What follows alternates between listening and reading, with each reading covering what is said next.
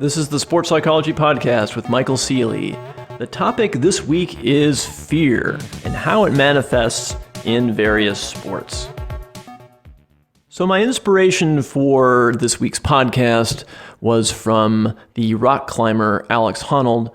If you have not seen the movie Free Solo, it is a nail-biter. It is a pretty amazing movie, and it's about the free climb, or the free solo climb of El Capitan in Yosemite National Park. And so this guy, Alex Honnold, climbs the entire rock face, 3,000 feet, without any rope, just does it. Pretty amazing. And it got me thinking about fear and an experience that I had many years ago when I was doing a little bit of rock climbing, getting into it, enjoying it, going to some climbing gyms. And there was a local rock where I lived at the time in Berkeley, California, called Indian Rock. And a lot of climbers practice their climbing there. You can see a lot of chalk marks on the wall. And I remember one day going there and just practicing on the side of the wall. And I saw this young kid, probably about 12 years old, middle school kid, in basketball shoes and street clothes. And he just scurried up the face of this rock all the way to the top. So I thought to myself, seems pretty easy. Let me go for it. I've been climbing a little bit. I thought, I could handle it.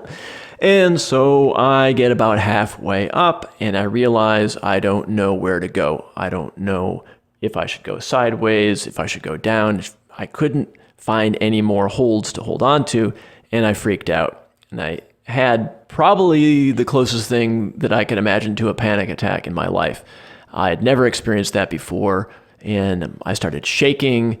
And I got very, very scared.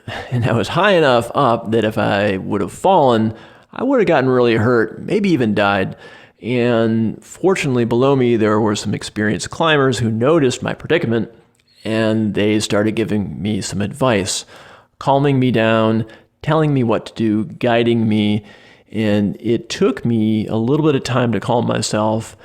And with their coaching, I was able to get to the top of this rock. Fortunately, obviously, I'm here right now. But at the time, it was the closest, honestly, that I've felt to death. That this was a moment where I had to rise to the occasion and handle things.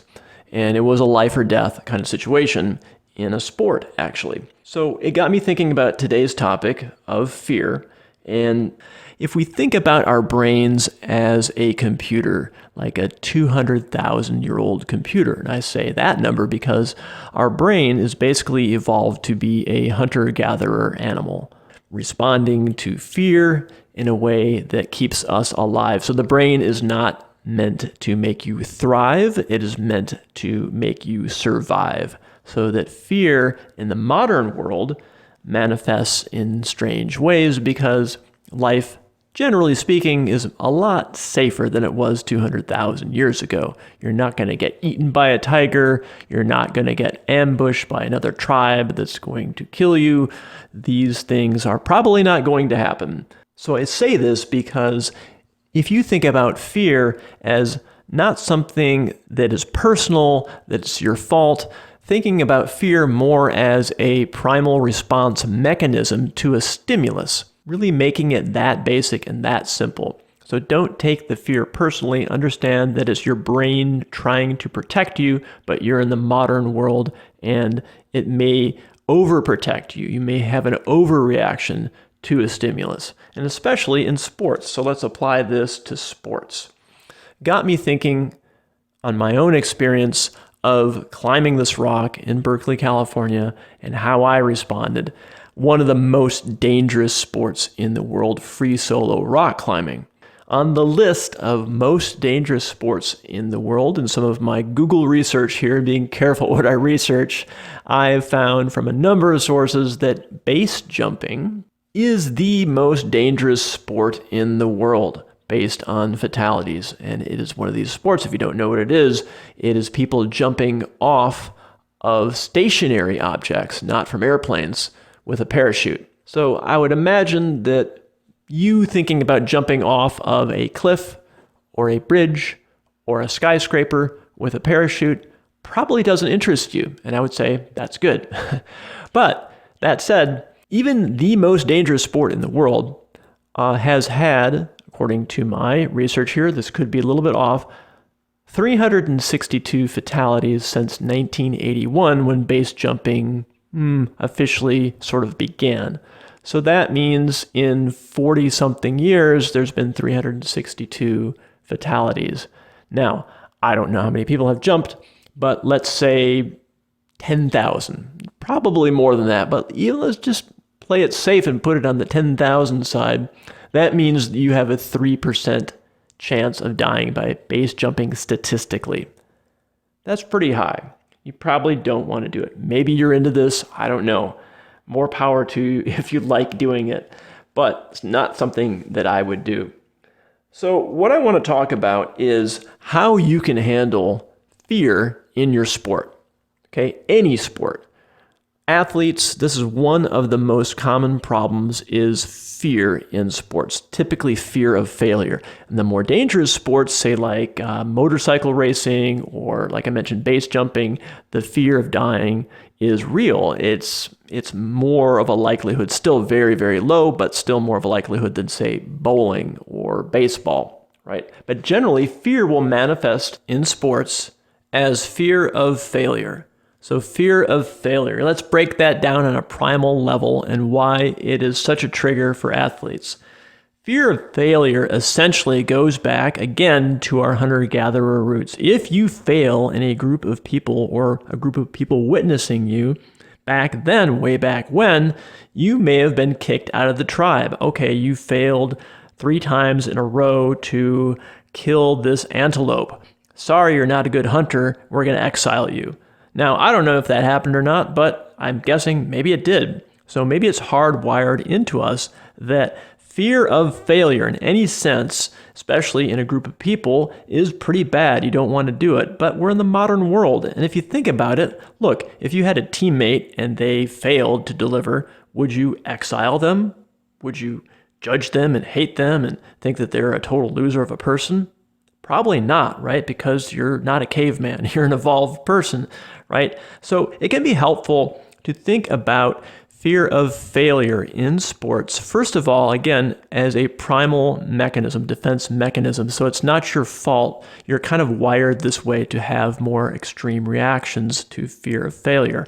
And if you flip it, like asking yourself, would I kick somebody else out of the tribe of my team? Would I exile them away from my team, hate them, think less of them as a person? Of course not.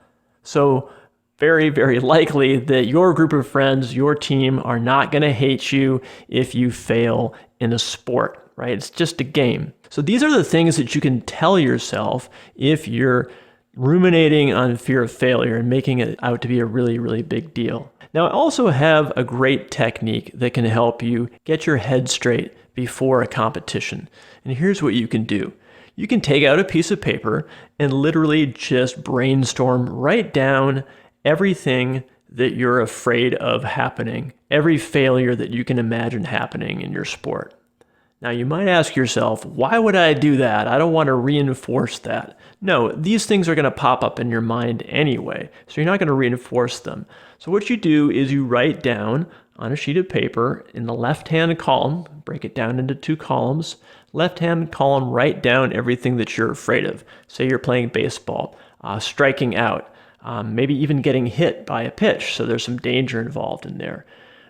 Maybe getting thrown out at first base, whatever it might be. You make this list of things that could go wrong in this left-hand column, and in the right-hand column, you write down the percentage chance of these things happening.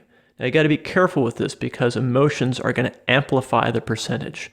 What you want to do is get yourself in a calm state and think about, all right, honestly, realistically, what are the chances of me striking out? What are the chances of me getting hit by a pitch? These kinds of things. Write down the percentage chance, and depending on your sport, it's going to be higher or lower. Now, your next step, if you make another column on the right, is you want to flip it. What I mean by this is you take the percentage chance of something going wrong, let's say it's 10%, and you want to flip it and say, oh, well, there's a 90% chance that I'm not going to get hit by a pitch. and you're going to get an idea that your odds of being successful in your endeavors in your upcoming event in your sport are really quite high. In fact, if someone were to be betting money on you, they would be wise to bet money on you being successful. So maybe even already you're having a bit of a mindset shift going on here. This is step one, is you want to get this on paper and you want to get it logically grounded in your mind first. Now, your emotions aren't really going to believe it right away. That'll come later. But the first step is having it cognitively aligned in your brain that your odds at success are quite high. And like I said, if you were a betting person, you would bet money on yourself. That would be wise. And then think of an acronym. This is an acronym you may have heard before. It's spelled FEAR, fear. It can stand for forget everything and run, or it can stand for face everything and rise, kind of fight mode. So flight versus fight. So after looking at this sheet of paper, that's when you want to kind of puff up your chest and actually embody a posture of victory, of I'm ready to fight. The odds are in my favor so much that I'm ready to face everything and rise. That's what I do. Now you can take this a step further and get out another sheet of paper and write down the percentage chance of everything going right in your game or match or upcoming athletic event. So for example, in baseball, you could say, I want to get a base hit. Home run might be a lower percentage chance, but put that on there anyway. Everything that could go right. If it's more of an endurance event, it could be getting a particular time in your event. But whatever your sport, write down everything that could go right in your sport. Write down the percentage chance of it actually going right. Now again, be careful here with your emotions because you're coming from a typical practice place, like most of us do, of self-criticism, maybe downplaying things, thinking negatively. Again, this is a very natural human brain thing to do. So check your emotions. Try to think really logically, what's the percentage chance, say for example, of getting a base hit. Now you want to be basing this off of your potential. So if you have some stats to look at your best batting average. Or say if you're a triathlete, look at your best time for a swim or a run or a bike and base it off of that. Give yourself credit for your past history of successes and then use that percentage likelihood of something going right. Now you have these two opposing pieces of paper now. One is more on the negative thinking side and the other is more on this FEAR, face everything and rise side. So what this does is, again, it cognitively grounds you in logic and reality. Yes, negative things could happen. What's the chance? And yes, great things could happen. What are the chances? Look at this before your event, or I would say look at it numerous times before your event. When you get closer to your event, look much more at the positive side, the face everything and rise side. Now, you're not avoiding the fact that you could have a quote-unquote failure, but you're focusing intentionally more on that face everything and rise sheet of paper. And while you're looking at this sheet of paper, face everything and rise, what's really important here is to embody a posture of victory, a posture of power and potential. So even as you're listening to this, try to shift your body into a powerful, resourceful state. Imagine a past success you had and how great it felt, and enact that posture. Typically, that posture is going to be shoulders back, chest out, breathing deeply, head up, chin up. That is the kind of posture that's going to align with these thoughts so that on race day, on event day, you can actually use this posture, your power posture, as a way to trigger your positive thinking. Try this power posture while you're looking at this sheet of positive things that could happen. And now you're in a more resourceful state. You can remind yourself of your chances of everything going right. You can take on that face everything and rise posture. Know that you're a warrior out there. You're doing this to better yourself, for sportsmanship, for camaraderie, all this great stuff. And if you look at these sheets of paper enough before your competition, you will be able to come into your event and be much more in control of your thinking, of your posture, and ultimately of your performance. Now, it takes a while to practice this, but if you keep doing it, it's going to help. So that is a couple tricks you can use. Now remember, this is not actual advice. I'm not telling you what to do, right? This is a podcast. If you want to try this out, it could work for you. No guarantees, okay? So that's what's been on my mind lately, is just athletes' relationships with fear. And so if it helps to think about, first of all, that you're human, that you can forgive yourself for having a fear response, that's your brain trying to protect you. And if it helps to think about using your prefrontal cortex to rationally work through the fears, put it on this piece of paper so it starts to make sense. That will give you permission to believe in yourself, to believe in your chances for success, so that you can embody this posture of aggression and winning and getting out there and dominating your sport and having fun and being competitive and getting out there with your comrades and your teammates and your competitors and enjoying the game of sports. Okay, thanks so much for listening. This is the Sports Psychology Podcast with Michael Seeley.